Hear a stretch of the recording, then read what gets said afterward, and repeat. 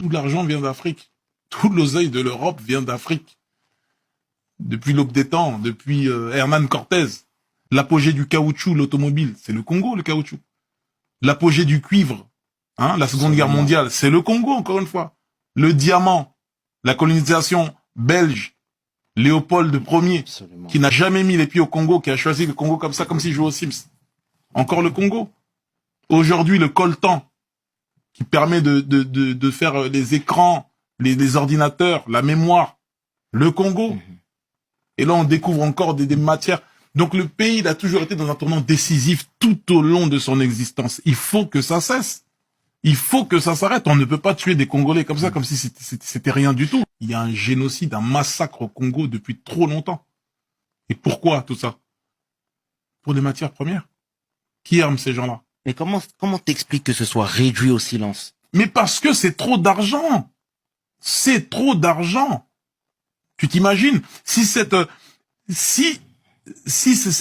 coin du pays là, le Kivu, où il y a tout cette richesse, si c'est plus les rebelles qui ont la main dessus, etc., ça devient un truc national où c'est géré par l'État.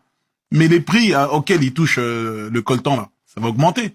Ils donnent des vieilles sommes aux milices là-bas, aux mecs qui sont là-bas.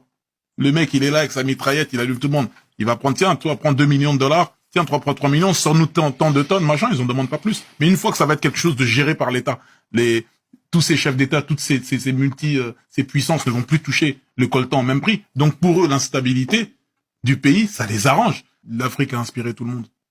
De Picasso aux grandes marques de luxe, ils ont tout pris à l'Afrique. Tout, absolument tout.